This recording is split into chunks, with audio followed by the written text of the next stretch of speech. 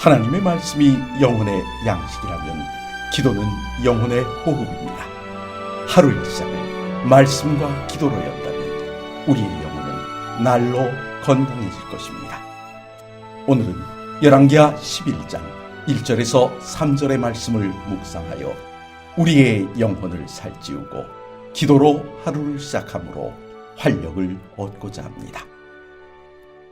아하시아의 어머니 아달랴가 그의 아들이 죽은 것을 보고 일어나 왕의 자손을 모두 멸절하였으나 요람 왕의 딸 아하시아의 누이 여호세바가 아하시아의 아들 요아스를 왕자들이 죽임을 당하는 중에서 빼내어 그와 그의 유모를 침실에 숨겨 아달랴를 피하여 죽임을 당하지 아니하게 한지라.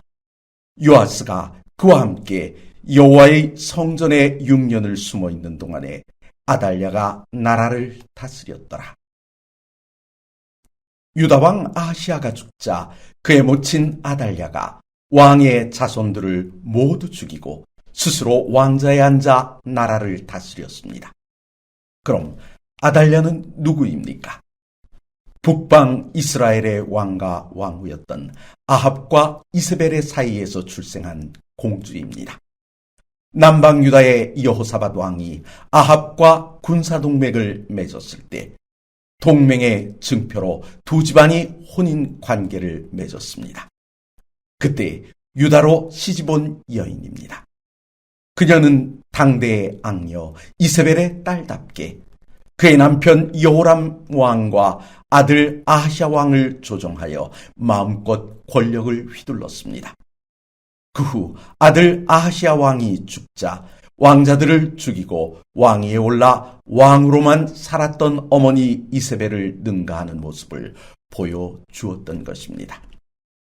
십계명 중 둘째 계명을 보면 나를 미워하는 자의 죄를 갚되 아비로부터 3, 4대에 이르게 한다고 했습니다. 보십시오.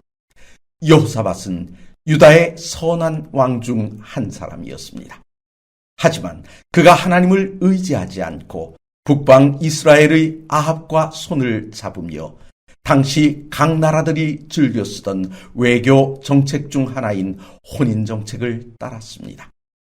그 결과 여호사밧의 아들 여호람과 손자 아하시아가 아달랴에 의해 조종되었고 그도 모자라 증손자들이 때로 죽임을 당하는 참변을 겪고 말았던 것입니다. 우리의 생각에 죄를 지은 사람만 벌을 받는 것은 당연하고 그 자손까지 죄의 결과가 미치는 것은 부당해 보입니다.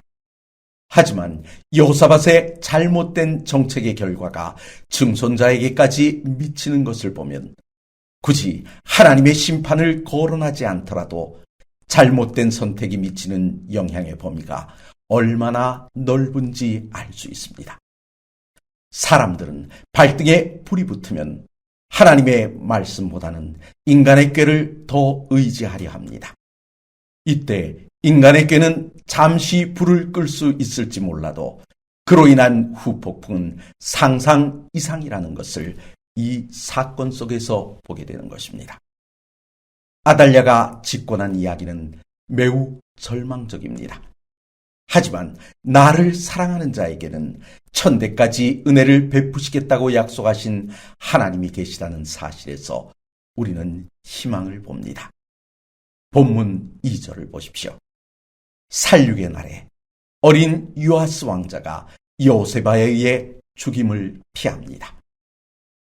말씀과 기도로 하루를 시작하려 하시는 성도 여러분, 악한 마귀는 소망의 싹을 자르려 달려듭니다. 하지만 우리의 주님께서는 살육의 날에 요아스를 숨기신 것처럼 소망의 씨앗을 보호하십니다.